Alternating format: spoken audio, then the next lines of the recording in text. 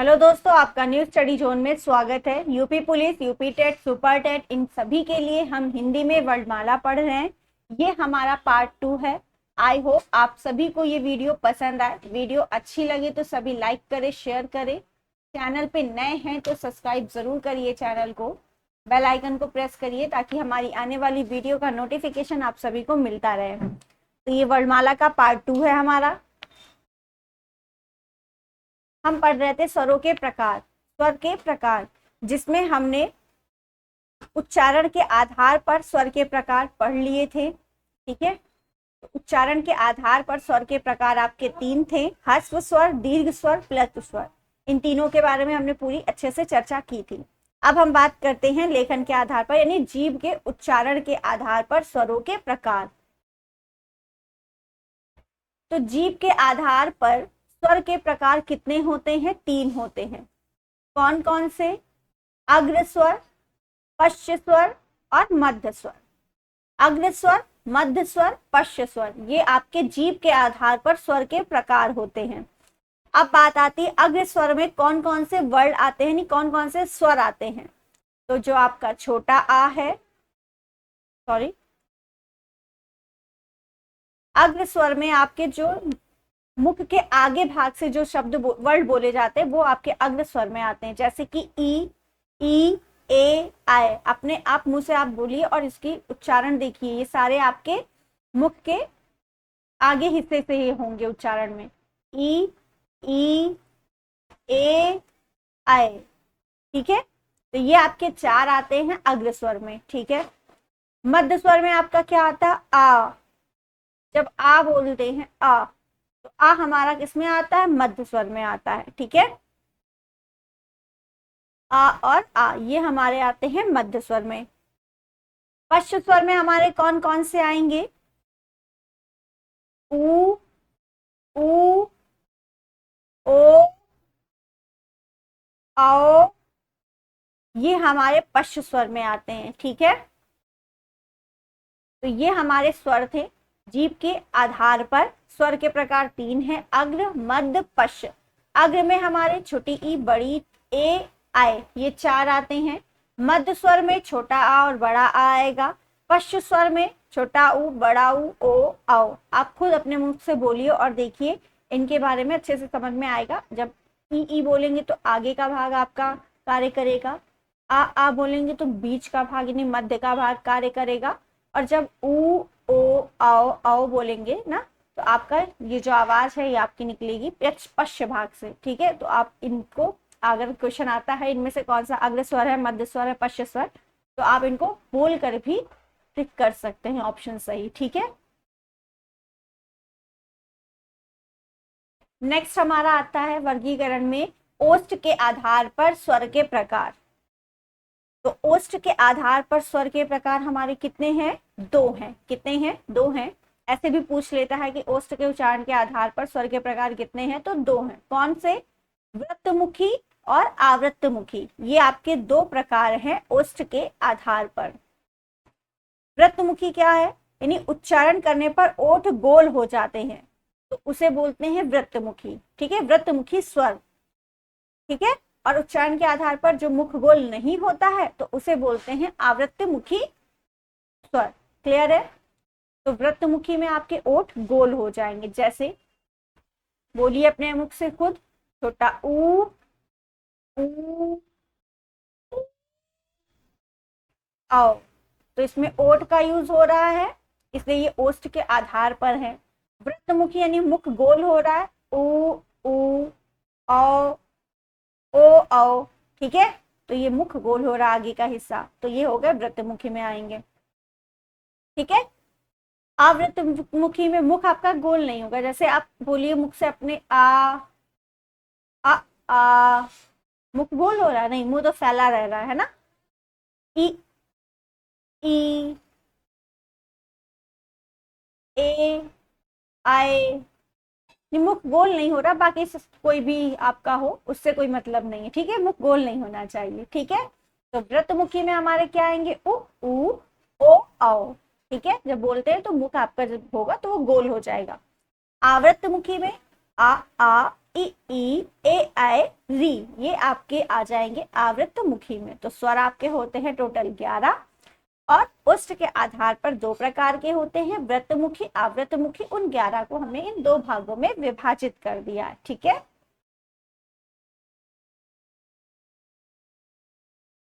I hope आप सभी को ये वीडियो अच्छी लग रही होगी। वीडियो अच्छी लग रही है तो सभी लाइक करें, शेयर करें। चैनल पे नए हैं तो सब्सक्राइब जरूर करिए चैनल को आप सभी। नेक्स्ट आपका स्वर का वर्गीकरण है मुख द्वार या विवर के खुलने बंद होने के आधार पर स्वर के प्रकार, ठीक है। तो मुख द्वार के आधार पर स्वर के प्रकार कितने होते हैं? 4 होते हैं। कितने होते हैं? 4 होते हैं। कौन कौन से? संवृत्त स्वर, अर्ध संवृत्त स्वर, विवर्त स्वर, अर्ध विवर्त स्वर। बहुत पूछा जाता है, एग्जाम्पल दे देता है कि इनमें से कौन सा संवृत्त स्वर है, कौन सा अर्ध संवृत्त स्वर है, या विवर्त है या अर्ध विवर्त है, ठीक है।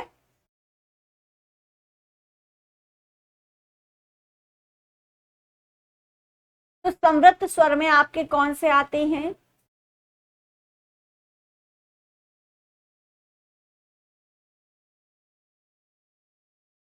देखो, समृद्ध स्वर में अगर बात करें तो इसमें वृत्ताकार मुख द्वार बंद होगा, ठीक है, यानी वृत्ताकार होगा और मुख द्वार बंद होगा। वृत्ताकार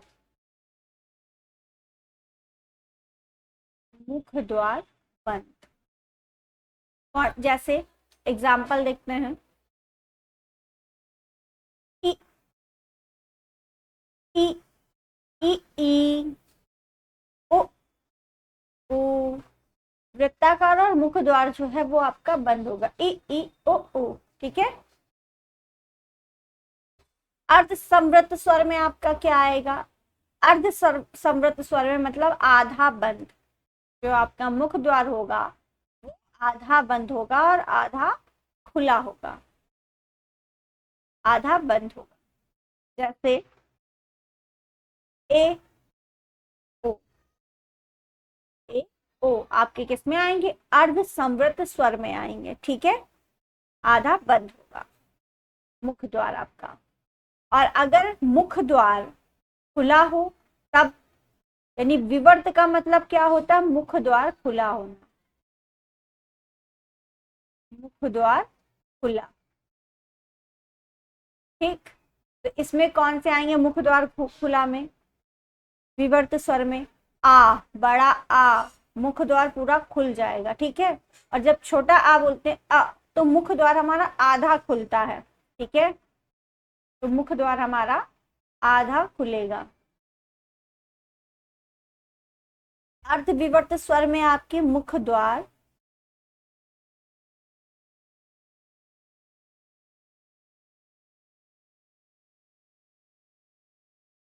आधा खुला, ठीक।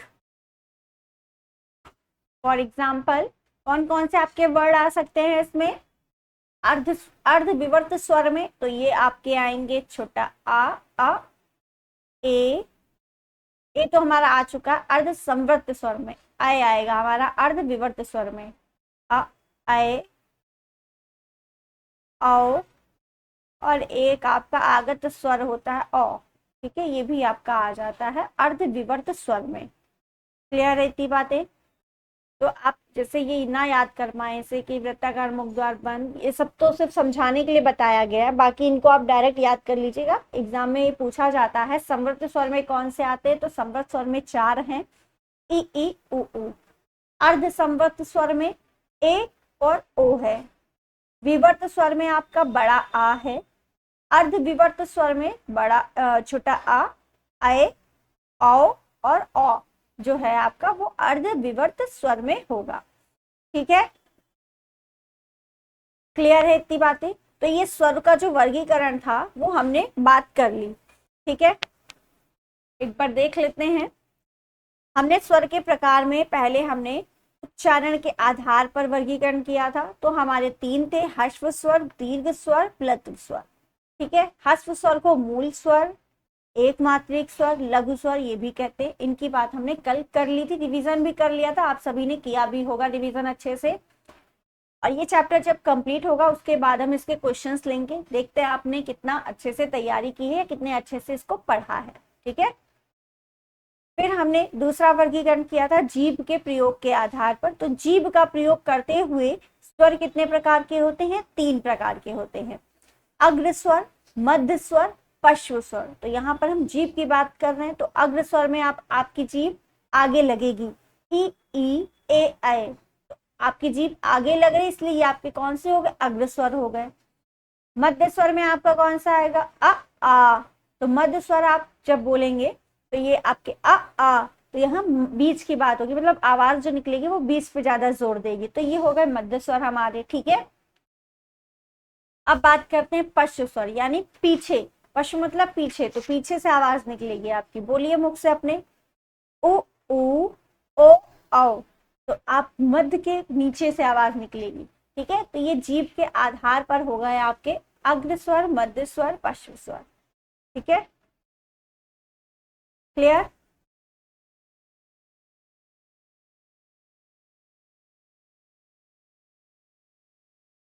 पहले में आपकी जीभ आगे आती है, फिर जीभ बीच में जाती है, पश्व स्वर में आपकी जीभ पीछे से आवाज करती। ठीक है, गोल घूम जाती जीभ। ठीक है, उ ओ ओ औ। क्लियर है? नेक्स्ट हमने बात की थी उच्चारण के आधार पर स्वर के प्रकार। तो उच्चारण के आधार पर 2 थे, वृत्तमुखी, आवृत्तमुखी।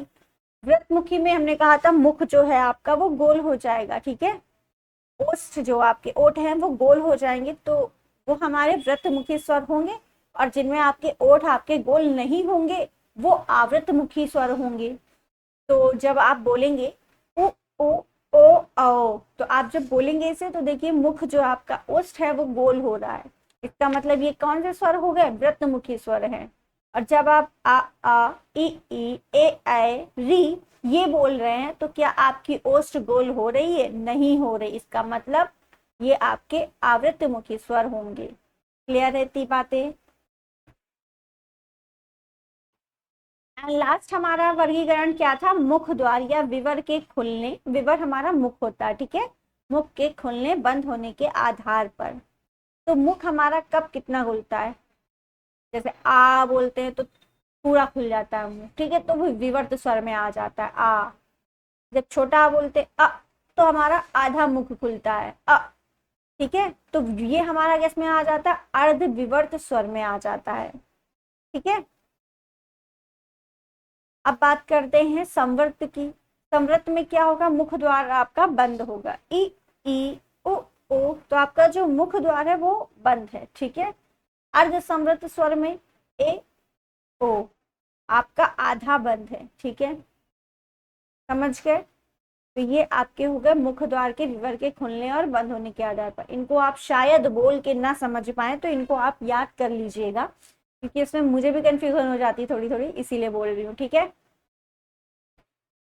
नेक्स्ट हमारा है, अब हमने स्वरों का वर्गीकरण तो पढ़ लिया, अब इसी समय देख लेते हैं स्वर का उच्चारण स्थान कौन कौन सा है। ठीक है, कौन सा स्वर कहाँ से बोला जाता है। ठीक है,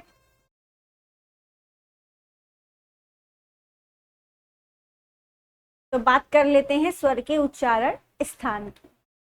तो स्वर हमारे कितने होते हैं? 11। और इन 11 स्वरों का उच्चारण स्थान देखते हैं, कहाँ से कौन सा स्वर आपका बोला जाता है। तो जो आपका छोटा आ, बड़ा आ ये आपके कहाँ से बोले जाते हैं? कंठ से। इनका उच्चारण स्थान कहाँ से है? कंठ से है। जब भी आप उच्चारण स्थान पढ़ें तो अपने मुख से एक बार इन वर्णों को बोलिए और खुद ध्यान दीजिए, मतलब अपनी आवाज खुद सुनिए कि ये क्या आवाज कहाँ से निकल रही है। ठीक है, इ ई ई तालु, ओ ओ ओष्ठ, री आपका मूर्धन्य है, ए आय कंठ तालु, ओ आओ कंठ ओष्ठ, यानी कंठ और ओष्ठ दोनों मिलके आपके ओ और आओ बोलते हैं।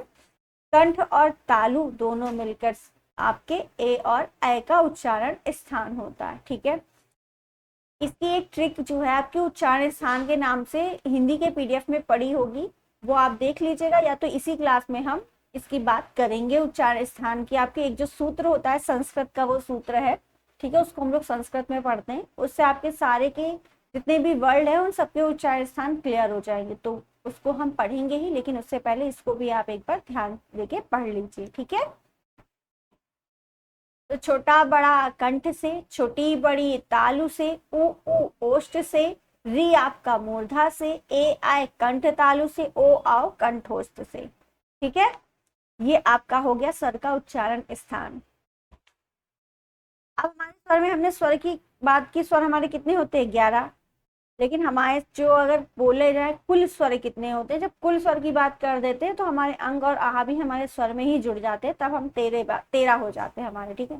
तो ये अंग आहा को हमने क्या बताया था, क्या कहा जाता है, अंग और आहा को हमने कहा था कि आपका अयोगवा कहा जाता है, ठीक है। अंग तो हमारे क्या होते हैं, अयोगवा होते हैं, ठीक है। तो अयोगवा कितने हैं हमारे, 2 हैं, अंग और आहा। अंग का एक अलग मतलब है, अलग नाम है, और आहा का भी एक अलग मतलब है और अलग नाम है। जैसे अंग, अंग को हम बोलते हैं अनुस्वार, क्या बोलते हैं, अनुस्वार, ठीक है। अनुस्वार का मतलब होता है इसका जो उच्चारण स्थान होगा, उच्चारण नाक से होगा। अंग की बिंदी का जो उच्चारण होता है ये नाक से होता है, उच्चारण नाक से होगा, ठीक। फॉर एग्जाम्पल आप ले लीजिए, जैसे मंगल, से बोलिए मंगल, तो उच्चारण आपका नाक से हो रहा है, ठीक है। जंगल, जंगल, ठीक है। तो ये आपका जो ये बिंदी लगी है इसका उच्चारण स्थान कहाँ से होता है, नाक से होता है, मंगल जंगल, ठीक है। आहा, इसे हम बोलते हैं विसर्ग, ये जो बिंदी लगी है ये आपकी क्या होती है, विसर्ग। इसका उच्चारण आपका कंठ से होता है, विसर्ग का उच्चारण आपका कंठ से होता है, ठीक। जैसे प्रातः, प्रातः, अंतःकरण, अंतःकरण, ठीक है। ये आपका हो जाते हैं विसर्ग, ये आपका क्या लगा है, विसर्ग लगा है, ठीक है। तो उच्चारण कहाँ से होता है विसर्ग का, कंठ से होता है। अनुस्वार का कहाँ से होता है, नाक से होता है, ठीक है।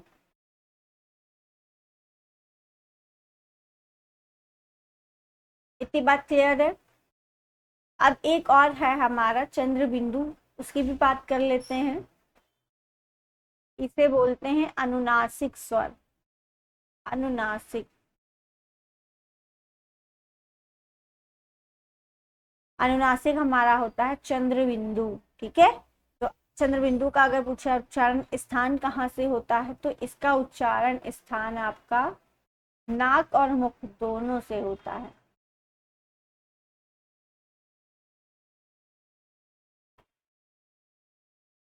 अनुनासिक का उच्चारण स्थान नाक और मुख दोनों से होता है,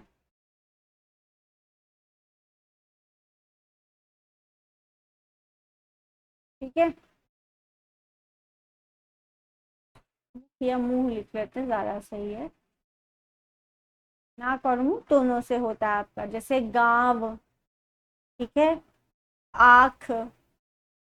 तो यहाँ पर आपका जो चंद्र बिंदु है उसे क्या बोलते हैं, अनुनासिक बोलते हैं, उसका उच्चारण उच्चारण स्थान नाक और मुख दोनों से होता है, ठीक है। क्लियर है इतनी बातें। तो हमने जो है स्वर कर लिया है कंप्लीट, ठीक है। स्वर का है आपका टॉपिक वो हुआ है कंप्लीट। अब हम बात करेंगे व्यंजन की, लेकिन बात करेंगे हम नेक्स्ट क्लास में, ठीक। सभी को ये सारा क्लियर हो चुका है, नहीं हुआ है, कोई भी डाउट है आप कमेंट में हमें ज़रूर बताइए कि आपको कोई भी दिक्कत हो रही है, ठीक है। और क्या सुझाव है आपको, क्या ये क्लास ऐसे ही चले ज़्यादा सही है, इससे अच्छा भी कुछ हो सकता है, वो भी आप हमें ज़रूर कमेंट में बताइए। आई होप आप सभी को ये वीडियो पसंद आई हो। वीडियो अच्छी लगी तो सभी लाइक करें, शेयर करें, चैनल पे नए हैं तो सब्सक्राइब ज़रूर करिए चैनल को आप सभी। Thank you.